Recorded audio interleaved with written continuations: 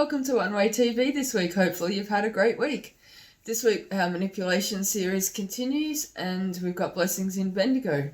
Our manipulation series has been great, so if you've missed an episode, visit our YouTube page. There's a link on onewaytv.org to that, and just catch up on the previous episodes. I think there's definitely some great things that we can learn there and apply to our own lives, and things that we can be aware of as actions that we can take or avoid to take, and areas that we can be alert to when people start to try to manipulate us. So make sure you catch up on any episodes you've missed. Send some episodes to a friend as well so that they can enjoy and learn too.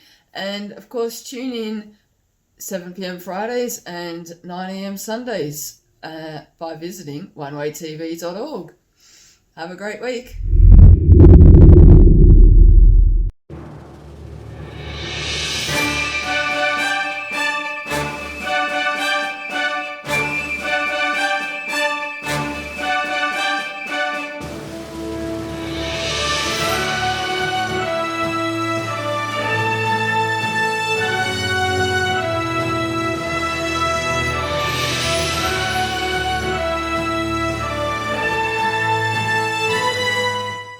Well, hello there and welcome to part 25 of Blessings in Bendigo. 1982, the Bendigo Building Society became the first in Australia to join Visa International. Also that year, the Hargraves Mall was proclaimed and Bendigo announced the winner of the prestigious Premier Town Award. 1983, the Bendigo Spastic Centre opened. The Bendigo and Sandhurst Building Societies merged to form the strongest society in country Victoria. 1985, Bendigo's $3 million Earth Station opened. Officially, it became the hub of Telecom's, now Telstra's, new satellite phone system. 1986, the Bendigo Ordnance Factory picked up contracts worth $4 million following orders for 23 warship engine bases for American shipbuilder General Electric. The factory won a $12 million contract to supply Hamel guns to the New Zealand government. 1987, the Capitol Theatre became the regional arts centre and the Strath Village shopping centre opened.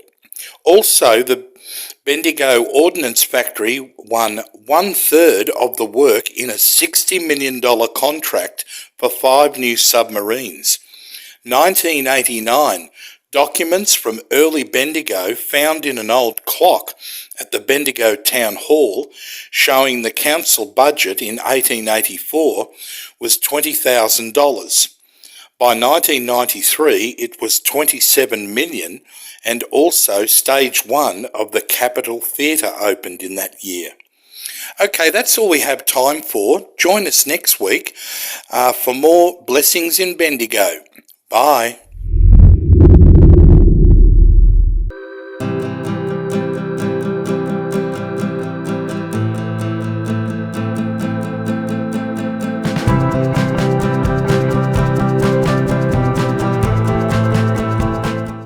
Well, we're up to talking about reactions to manipulation. And this is what you'll find. If you've found someone's been manipulating you, you may not have realized why you had these emotions and thoughts, but it's because of the manipulation. Resentment is a number one. You resent. Why do these people make me feel so guilty? Why are they making me do stuff I don't want to do? And you just begin to resent them. This is why you guys who manipulate, you're not getting good results. You think, oh, I've got this whole team together and I've got all these results happening. But in the meantime, you are causing people to resent you, and that's horrible. False guilt, frustration, feelings of being violated and used. It's a horrible feeling to think you've been manipulated into doing something you didn't really want to do, and suddenly you've realized what's happened. Exploited, victimized, hoodwinked. Horrible words. Feelings of obligation. Oh, well, I better do it. I better go. You know, they're counting on me. I better go. It doesn't really suit me. It's not really on my agenda. That's obligation. Setting up emotional barriers between you and them because you have felt manipulated. You don't even realize sometimes why you're doing these things. Passive aggression. That's when you take a long time to do it, or you take a long time to give them an answer. You're just acting aggressively, but in a passive way. Anger. How did I let myself fall for that? Fear of rejection and disapproval and anger again. Confusion and exhaustion and blaming ourselves. You know, a victim of domestic abuse, which often domestic violence is very much involved with manipulation. And a victim from that will feel that they are the ones at fault because the bully causes that within them to take that blame. Okay, bitterness. Bitter towards people when you realize you've been victimized by manipulation. Dependence on people. You're dependent upon their approval. You'll do anything to get them to like you. Spiritual immaturity. If you've got somebody who's manipulating you, you won't grow strong in the spirit as much as you would as if there wasn't someone doing that. Hating them. You can really hate the person who's manipulating you. You don't really realize why, but they're performing so much in you of ungodliness and resentment and bitterness that you end up hating them. Stubborn. Being made to do stuff all the time that you don't want to do will make you stubborn. Okay. Rebellious towards that person. I don't want to do this. Why am I doing it? A crushed spirit. How sad is that when somebody is crushed because they have been made to do things they don't want to do? Defensive. Poor self-esteem because you are so worried about people liking you that you will say, yes, I'll do that. Yes, I'll do this. And then you feel like you've lost all your boundaries and all your self-esteem and all your identity. Anxious. Oh no, that person's coming again. What are they going to want me to do now? Oh, I can't cope.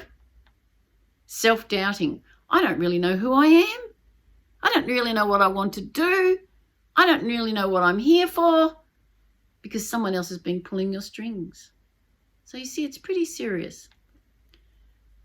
All right, here's the difference between manipulation and not manipulating.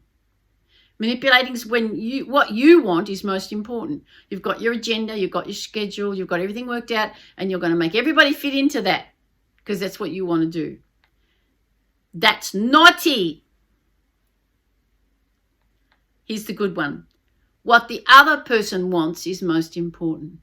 So if you're leading a team or a group and you ask them what they would like and you give them options, you're caring more about them than you are about the job. That's a good one. You're determined to get your own way. Naughty. You're prepared to put your own desires aside. You see, you work out something and you think it's going to be fabulous and people just aren't responding and they're not warm, and you suddenly realise, I'm just belting everybody around the ears with this idea. They don't really want to do it. Then I'm going to give up. I'm not going to have a whole team of people who don't really want to do it. You don't mind changing someone's mind. That's a manipulator, doesn't mind at all changing you from a no to a yes. But if you're not a manipulator, you allow others to be free to choose for themselves. Would you like to go out to dinner? Look, you don't have to, but the opportunity's there if you'd like it. Feel free to say no. The end result is the important thing. The person's own will and feelings and desires are what's important. When someone says no to you, they feel guilty. Oh, that's a sign of a manipulator.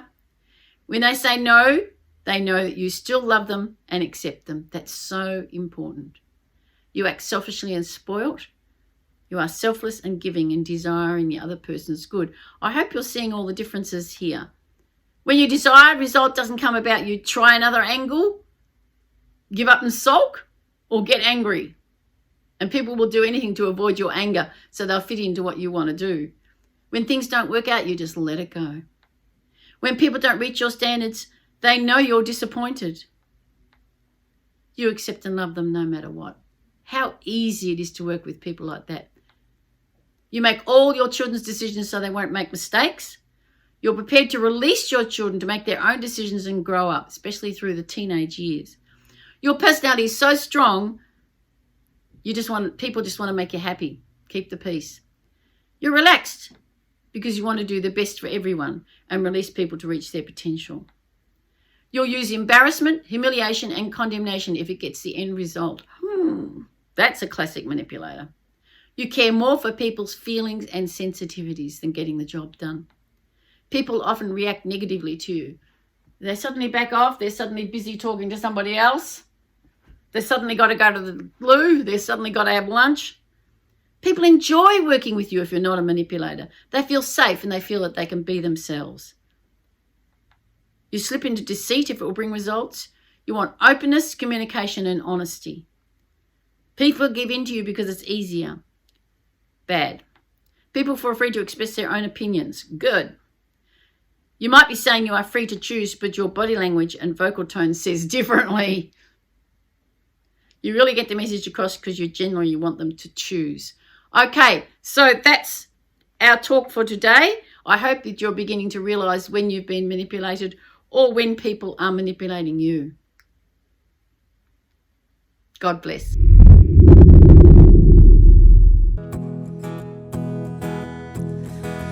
Who am I that the highest King would welcome me? I was lost, but He brought me in. Oh, His love for me. Oh, His love for me. Whom the Son sets free, oh, is free indeed. I'm a child of God. Yes, I am free at last. Free at last, He has ransomed me. His grace runs deep. While I was a slave to sin, Jesus died for me. Yes, He died for me. Whom the Son sets free, sing it out, oh, is free indeed. I'm a child of God. Yes, I am. In my Father's house, there's a place for me. I'm a child of God. Yes, I am. I'm chosen. I am chosen, not forsaken. I am who you say I am. You are for me, not against me. I am who you say I am. Sing it out. I am chosen, not forsaken. I am who you say I am. You are for me, not against me. I am who you say I am. Oh, I am who you say I am. Whom the Son sets free, oh, is free indeed. I'm a child of God. Yes, I am. In my Father's house, in my Father's house, there's a place for me. I'm a child of God. Yes, I am. My Father's house. Come on, let's sing. In my Father's house, there's a place for me. I'm a child of God. Yes, I am.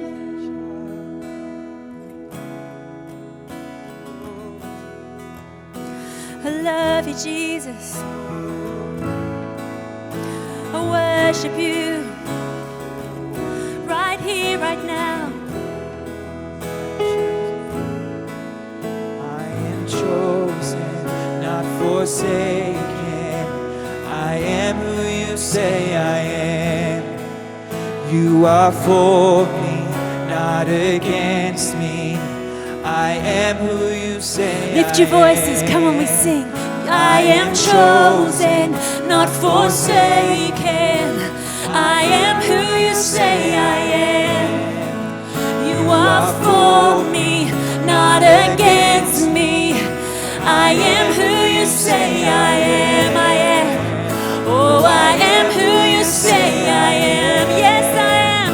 Yes, I am who you say I am. Whom the Son sets free, oh, is free indeed.